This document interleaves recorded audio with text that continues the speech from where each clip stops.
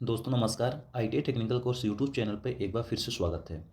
दोस्तों अभी जो नवोदय विद्यालय के एग्ज़ाम होने वाले हैं, तो उसमें से जो हिंदी के क्वेश्चन पेपर आएंगे तो 15 नंबर के क्वेश्चन आएगा। जो हिंदी के प्रत्येक चैप्टर के एक एक या दो दो चैप्टर के आएंगे। चैप्टर जैसे शब्द हो गए, उपसर्ग हो गया, प्रत्यय हो गया, विलोम हो गया, पर्यायवाची हो गया, संधि हो गई, समास हो गए, अलंकार हो गए। इन्हीं सभी चैप्टरों से मिलाकर 15 क्वेश्चन बनाएंगे। अब पिछले बार जो वैकेंसी आई थी दोस्तों, उसमें से भी जो क्वेश्चन पेपर आए हुए थे तो उसका पेपर यह मिला है। मतलब जो जो क्वेश्चन आ चुके हैं अभी तक नवोदय विद्यालय समिति में। ये देखिए, नवोदय विद्यालय समिति केंद्रीय संगठन विद्यालय संगठन भर्ती परीक्षा हिंदी के पेपर है, जो कि आपको सारे मिलेंगे मिक्स क्वेश्चन जो अभी तक मतलब पूछे गए हैं नवोदय विद्यालय से रिलेटेड भर्तियों में या परीक्षाओं में। तो आप लोग इसको लास्ट तक जरूर देखना। लास्ट तक देखने से ये मालूम हो जाएगा कि कहाँ कहाँ से क्वेश्चन उठाए जाते हैं और क्वेश्चन का लेवल क्या होता है, किस चैप्टर से कितने क्वेश्चन मिलते हैं। चलिए आते हैं आप फर्स्ट नंबर क्वेश्चन पे। रामचरितमानस किस भाषा में लिखा गया है? ये तो सबको मालूम होगा कि जो रामचरितमानस लिखा गया है वो अवधी भाषा में लिखा गया है। इसका राइट आंसर होगा सी नंबर। खड़ी बोली का दूसरा नाम है, यानी जो खड़ी बोली होती है उसका सेकंड नाम कौरबी होती है। खड़ी बोली को कौरबी नाम से भी जाना जाता है या कौरबी दूसरी बोली बोली जाती है। अगला क्वेश्चन है, अधिकतर भारतीय भाषाओं का विकास किस लिपि से हुआ है? अधिकतर जो भारतीय भाषाओं का विकास हुआ है ब्रह्मी लिपि से हुआ है। दोस्तों लास्ट तक जरूर देखना, तभी आपको मालूम चलेगा कि क्वेश्चन कहाँ कहाँ से उठाए गए थे। क्योंकि देख लीजिए, नवोदय विद्यालय समिति केंद्रीय विद्यालय संगठन भर्ती है, हिंदी के हैं। तो जब लास्ट तक देखोगे तभी आपको मालूम पड़ेगा। अगला है, देवनागरी लिपि किस भाषा की लिपि है? इसका राइट आंसर होगा हिंदी। जो देवनागरी लिपि है हिंदी भाषा की लिपि है। अगला है, पूर्ति। इसका प्रश्न इधर है।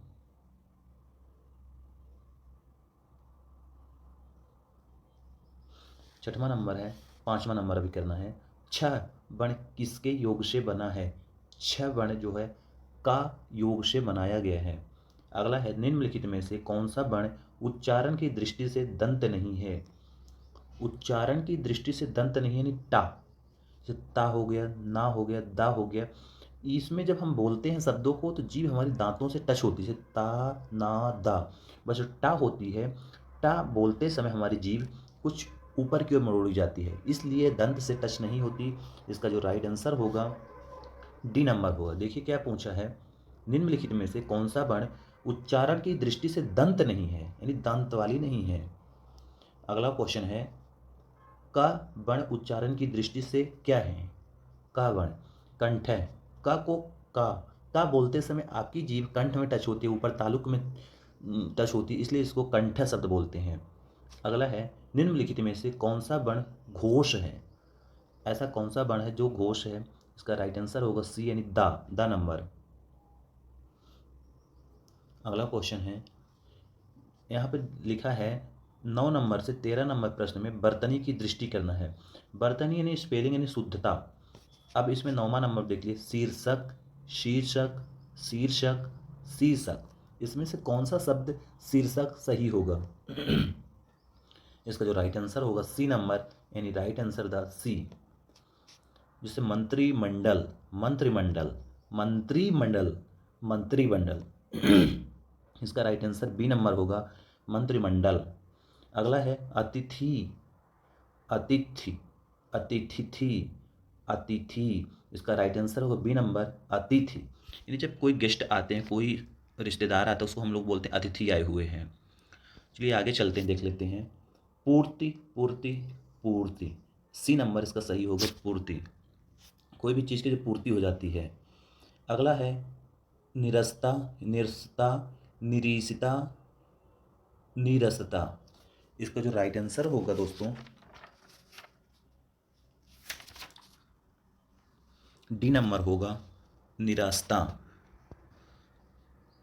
अगला क्वेश्चन है, महाधन आत्मा से शब्द बनेगा महात्मा।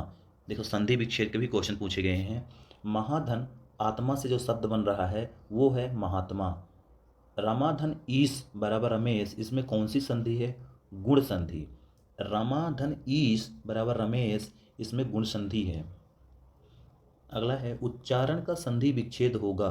उच्चारण, उद्धन चारण यानी उच्चारण। अगला है रसोई घर में कौन सा समास है? रसोई घर, रसोई घर में तत्पुरुष समास है। अगला क्वेश्चन है नील गाय में कौन सा समास है? नील गाय, द्विगु समास। अगला क्वेश्चन है पीतांबर, पीत है अंबर जिसका वह अर्थ विष्णु, इसे कौन से समास कहेंगे? बहुब्री समय। देखिए समास से भी क्वेश्चन पूछे गए थे। अगला है चारपाई पर चादर बिछा दीजिए, वाक्य में से पर कौन सा कारक है? पर है अधिकरण। कारक के भी क्वेश्चन आते हैं तो आप लोग जरूर कारक के क्वेश्चन रट के जाना। जैसे वह घर से बाहर गया, वाक्य में से कौन सा कारक है? वह घर से बाहर गया, ये अपदानम है, अपदान। अगला है अग्नि का पर्यायवाची शब्द हुताशन। दोस्तों बहुत सारे पर्यायवाची शब्द अपलोड कर दिए गए हैं, आप लोग जरूर लास्ट तक देख लेना। कमल का पर्यायवाची शब्द जलज, कमल का पर्यायवाची शब्द जलज होगा। इंद्र का पर्यायवाची शब्द माधवा, इंद्र का जो पर्यायवाची शब्द है वो है माधवा। घर का पर्यायवाची शब्द निकेतन, निकेतन जैसे होगा घर का पर्यायवाची शब्द। हरिण का पर्यायवाची शब्द मृग, हिरण या हरिण ये मृग होगा। उपकार का विलोम अपकार। जान पर खेलना का अर्थ होगा जोखिम उठाना। बोलते हैं ना कि खतरे पर खेलना, नहीं जोखिम उठा के खेल रहा है। कान में तेल डालना का अर्थ होगा कुछ ना सुनना, यानी यही होगा कि कान में तेल डाल लेना, कोई तुमको कुछ सुनाई नहीं देता। अगला है 9 तो 11 होना का अर्थ है भाग जाना। गांठ में बांधना का अर्थात खूब याद करना, गांठ बांध लेना यानी खूब याद कर लेना, भूलना मत। उपकार का विलोम होगा अपकार, आगत का विलोम होगा अनागत, सापेक्ष का विलोम होगा निरपेक्ष, स्मरण का विलोम होगा विस्मरण, अथ का विलोम होगा इति।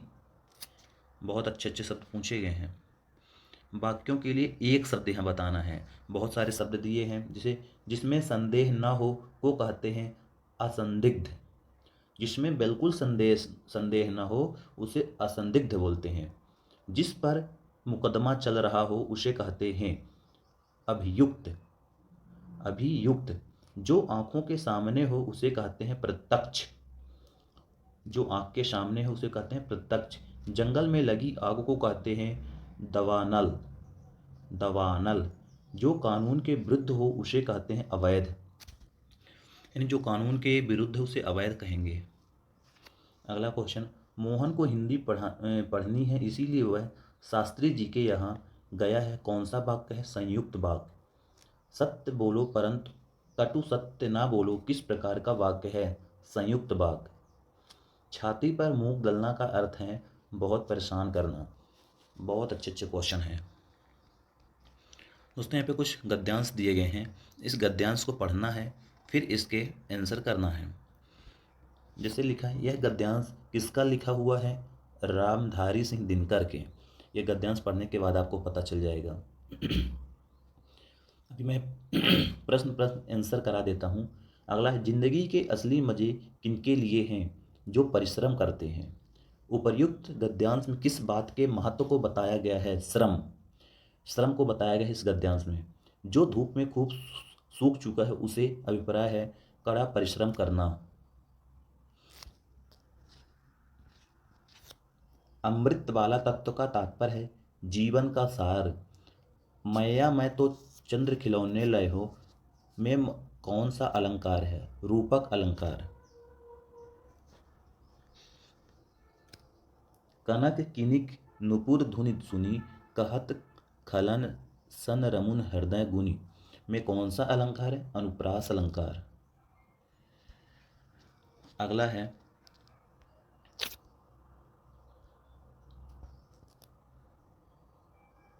उपर्युक्त पंक्ति के लेखक हैं तुलसीदास। उपर्युक्त पंक्ति किस छंद में लिखी गई है? दोहा में। लोचन लोल का तात्पर्य है चंचल नेत्र।